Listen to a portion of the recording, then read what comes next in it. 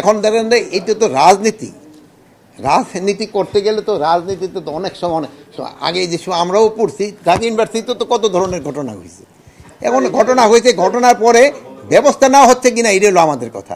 আমরা ব্যবস্থা তো নিতে পারছি, তো স্বাভাবিক জীবনযাত্রা ফিরে আনে না। আমি তো দেখলাম টিভি, অনেক টিভিতে বলতেছে স্বাভাবিক জীবনযাত্রা ফিরে আসছে। কারফিউ দিয়েছিলাম তো আগে, তো কারফিউ তো উঠে দিছে এই জন্য। এখনকার কথা কোন সেই 144 ধারাটাও আবার আস্তে আস্তে উঠে নেওয়া হবে। হ্যাঁ, এখন আওয়ামী লীগের তরফ থেকে একটা হরতাল ডাকা হয়েছে। এখন হরতালটা হয়েছে কিনা এটা বলেন। 2টা গাড়ি হয়েছে, সত্যি কথা। আমরা তো এই নাশকতাটা হয়েছে। আমরা অন্যান্য হরতাল কল করার সময় এই ধরনের নাশকতা আরো বেশি হইতো, বাট ওর থেকে আমরা অনেকটা কমে আনতে পারছি কিনা এটা আপনারা দেখবেন। আর পরের সভাটা ছিল যে আমরা ঢাকার সব ডিসিদের আমরা ডাকা হয়েছিল, এবং র্যাবের যারা এখানে ডিউটি করে তারা, এবং সেনাবাহিনীতে যারা করতেছে, এইটা তাদের থেকে আমরা এখন শুনলাম যে তারা কিভাবে কাজ করতেছে এবং আগের কি পরিস্থিতি ছিল, এখন কি রকম পরিস্থিতি, এগুলির ব্যাপারে। তো আপনারা তো মানে আমরা যাই বলি, আপনারা আবার কিন্তু আপনাকে মতো করে আপনারা বলেন। তো এদের থেকে যেই ফিডব্যাকটা পাওয়া গেল, তারা দায়িত্ব নেওয়ার পরে থেকে এরা এখন দেখে আইন শৃঙ্খলা পরিস্থিতি, এটা তারা বললেন যে আগের থেকে অনেক উন্নতি হয়েছে, অনেক উন্নতি হয়েছে। এইগুলি সম্বন্ধে এখানে আলোচনা হয়েছে। এটা আপনারা আরও বলতে পারবেন। এখন আমি যদি বলি এটা তো আপনারা বিশ্বাস করবেন না। এখন আইন শৃঙ্খলা পরিস্থিতি উন্নতি হয়েছে কি হয় না এটা আপনারা বলতে পারবেন। এইরকম ঘটনা, গোপালগঞ্জের ঘটনা যে ঘটছে, এটা আমি অস্বীকার করতেছি। তো গোপালগঞ্জের ঘটনাটা তো ঘটছে। এখন দেখেন এইটা তো রাজনীতি রাজনীতি করতে গেলে তো রাজনীতিতে তো অনেক সময় আগে যে আমরাও পড়ছি ঢাকা ইউনিভার্সিটিতে তো কত ধরনের ঘটনা হয়েছে। এখন ঘটনা হয়েছে, ঘটনার পরে ব্যবস্থা নেওয়া হচ্ছে কিনা এটা হলো আমাদের কথা। আমরা ব্যবস্থা তো নিতে পারছি না। হ্যাঁ, এখন আওয়ামী লীগের তরফ থেকে একটা হরতাল ডাকা হয়েছে। এখন হরতালটা হয়েছে কিনা এটা বলেন।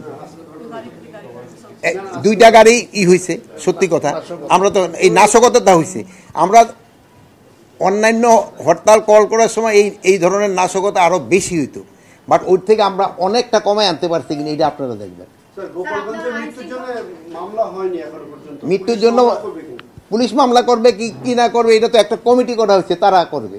আর গোপালগঞ্জের ঘটনা তো আমরা বলছি আপনারা নিশ্চয়ই দেখছেন, মানে কি পরিস্থিতি তারা করছিল। এখন এটা তো আপনারা নিজেরই দেখছেন।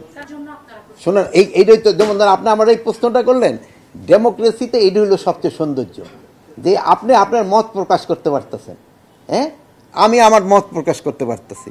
এখন আমার ক্ষেত্রে একটা অনুরোধ থাকবে যে মত প্রকাশ করার সময় যেন কোনো অশালীন কোনো ভাষা ব্যবহার না করা হয়, এবং কোনো ধরনের আক্রমণাত্মক ব্যবহারটা না করা হয়। আর গণতন্ত্রে আরেকটা সৌন্দর্য হলো সত্যি কথাটা, ঘটনাটা বলা। মানে মিথ্যা বইলে তো আর গণতন্ত্র হবে না, সত্যি কথা প্রকাশ করে দেয়। গণতন্ত্রের সৌন্দর্য কিন্তু এইটা, যে আপনি আপনার মত প্রকাশ করবেন সত্যি কথাটা বললে, আপনি কাউকে আক্রমণ করবেন না, আপনার ভাষাটা শালীন ভাষা হবে। এইগুলির তো গণতন্ত্র। এই আইন শৃঙ্খলা বাহিনী সুষ্ঠু নির্বাচন করতে পারবে না কেন?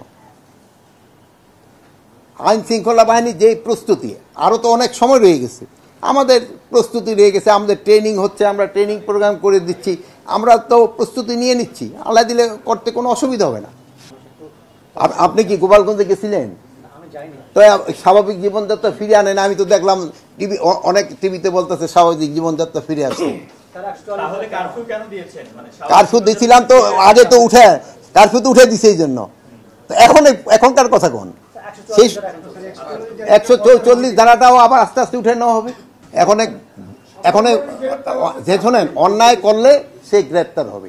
আমি একটা কথাই বলছি, কোনো অবস্থায় যেন সে দুষ্কৃতিকারী ছাড়া না যেন পায়, আর যেন যে অপরাধ করে নাই যে যেন কোনো অবস্থায় ধরা না পড়ে।